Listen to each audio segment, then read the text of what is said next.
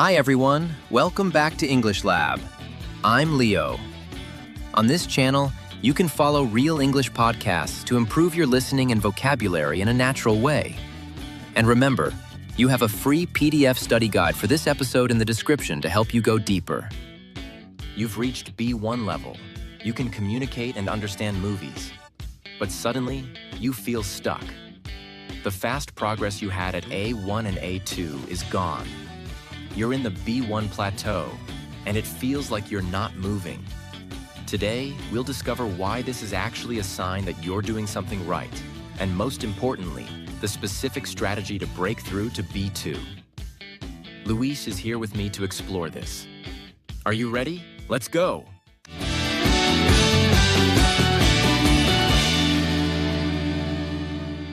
Luis, I think the B1 plateau confuses so many learners because they think fluency is linear, like a straight line. Like, I'm 60% fluent, so next I get to 70%, then 80%, then 90%. You know? There's this idea that progress is consistent and predictable. But that's not how language works at all. Yeah, totally. So if it's not linear, how does it actually work then? Language learning follows what's called an S-curve. Have you heard of that? I've heard the term, but not really in language. Explain it. An S-curve is a graph that shows learning progression. You start slow. At A1, you're learning the absolute basics. Hello, goodbye, my name is. The fundamentals. So, progress is slow. But then, something happens.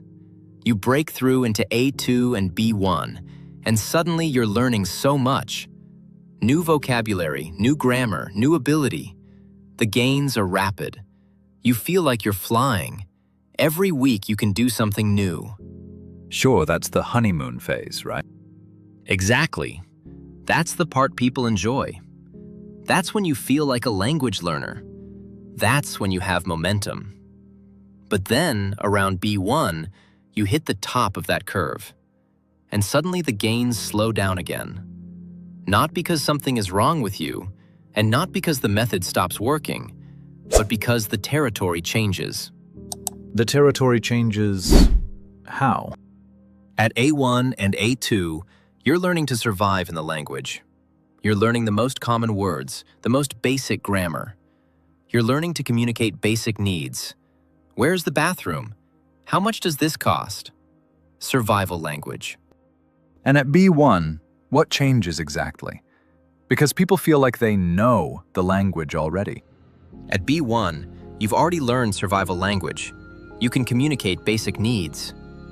So now you enter a new territory. Now you're learning to actually communicate. Not just get by, but express yourself. Explain your thoughts. Understand nuance. At B1, you're learning to be a person in the language, not just a tourist. That sounds like it should be more motivation, not less. Why does the opposite happen? You would think so, right? But here's the thing. At B1, improvement is much more subtle.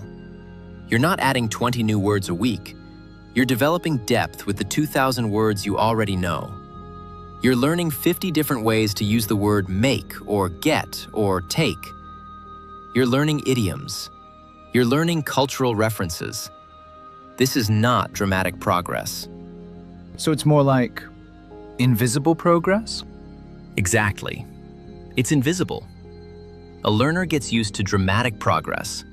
Every week in A2, they could understand a new movie or hold a new conversation.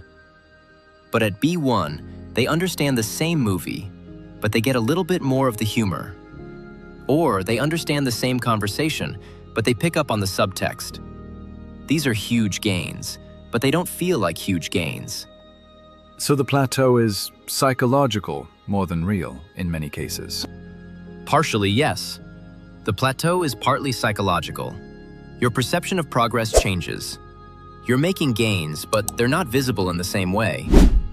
But there's also a real neurological change happening. Your brain has already built the neural pathways for basic language.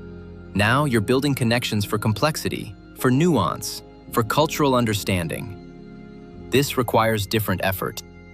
Different effort meaning what? Because most people just think, I need more discipline. Different effort. At A1 and A2, you're studying, you're memorizing, you're doing repetition. And that works because you're building foundations. But at B1, repetition of the same material doesn't work anymore. You need diversity. You need depth. You need engagement with real, complex content. So the method that worked at A2 basically stops working in B1, right? Not in the same way, no. It's like climbing a mountain. At the base, you're hiking uphill, but it's not too steep. You make progress by moving forward consistently. But when you reach the middle of the mountain, the slope changes. Now you need different techniques. You might need to zigzag. You might need specialized equipment. The same technique that worked at the base doesn't work in the middle. So a lot of B1 learners are using A2 methods and wondering why they're stuck. And then they blame for themselves. Exactly. They're still doing vocabulary lists. They're still doing textbook grammar exercises. They're still grinding through apps. And it was working before. But now it's not working the same way. And they blame themselves. They think, I'm not disciplined enough. I'm not smart enough. I've hit my ceiling. But the ceiling is only in their mind. The method just needs to evolve. Let me make the question all the people have on their heads. How long does the B1 plateau typically last? Depends on effort and method. With consistent, focused study and with understanding what's happening, you can move through the plateau in a few months. But if you keep using the same methods from A2, if you keep doing vocabulary lists and textbook exercises, it could last years. Some people stay at B1 for 5 years, 10 years, because they think they've hit a ceiling. But they haven't. They've just stopped using methods that work at this level. So the duration really depends on whether you understand what's happening and change your approach, right? Completely. Understanding is everything. Once you understand that you haven't hit a ceiling, once you understand that the terrain has changed, you can adapt. And that's when things accelerate again. The B1 plateau feels stuck, but it's actually a sign that you've built something solid. You're past the beginning. You're not a tourist anymore. You're becoming yourself in the language.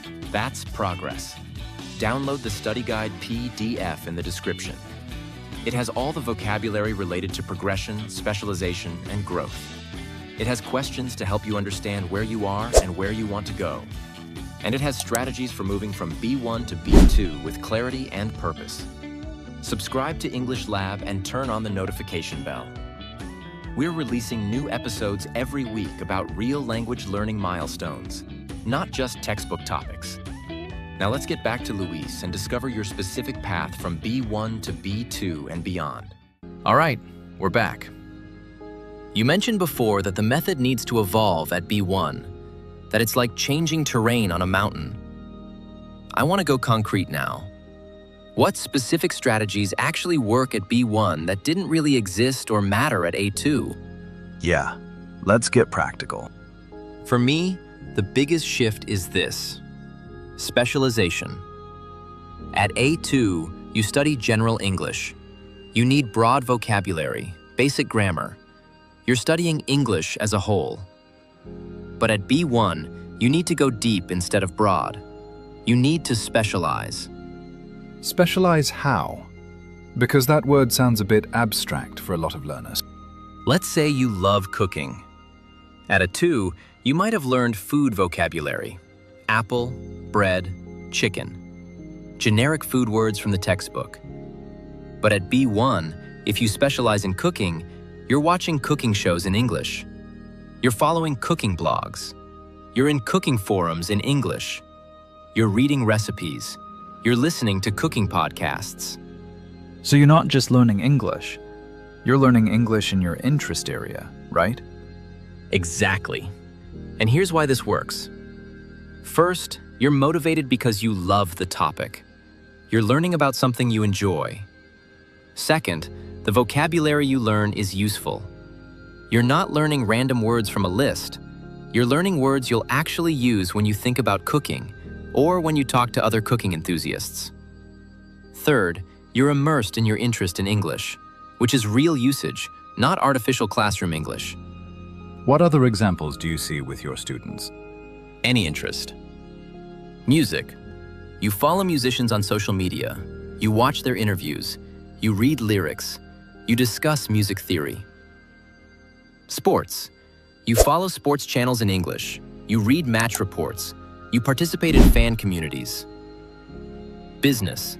You study your industry in English. You listen to business podcasts. You read industry news. Technology, psychology, art, literature, whatever you genuinely care about. So the key shift is from I'm learning English to I'm learning about X in English, right? Yes, that's the shift that changes everything. You're not doing English lessons anymore. You're living partially in English around something you love, and the English comes much more naturally because you're pulled into it. You're not just pushing yourself to memorize things. But what if someone feels like they don't have a clear interest? Like they don't know what to specialize in? Great question. Then, B1 is actually a good time to discover it. You don't need a lifelong passion. Look at your life right now. Do you have a job? Study your industry in English. Do you have a dream? Think and plan that dream in English. Do you already watch TV shows? Pick one you love and watch it in English with subtitles. Do you have a friend or partner who speaks English? Spend time in their world and learn about their interests in English. So specialization doesn't have to be something super defined from years ago. You can discover it as you go. Absolutely. Some people specialize in their work industry. Some specialize in a hobby. Some specialize in a TV show they're obsessed with. Others specialize in understanding their partner's culture. It can be anything that is real and meaningful for you right now. How long before this specialization starts to show real, tangible results for a B1 learner? Very quickly. You feel more engaged almost immediately. Instead of grinding a textbook unit about at the restaurant, you're watching a cooking show and you understand 70%, and that feels amazing. Within weeks, you feel like you're going somewhere instead of stuck on a plateau. Within months, you've accumulated a lot of vocabulary and confidence in that area, and you stop feeling stuck. And what about the risk of getting bored with just one topic? Because sometimes people burn out. You can have multiple specializations. You don't have to pick just one. You could specialize in cooking and also in your work field. You could specialize in a TV show and also in psychology. The key is, you're not studying general English anymore. You're studying English through real interests and passions that rotate and grow with you. Okay, last question, the big one.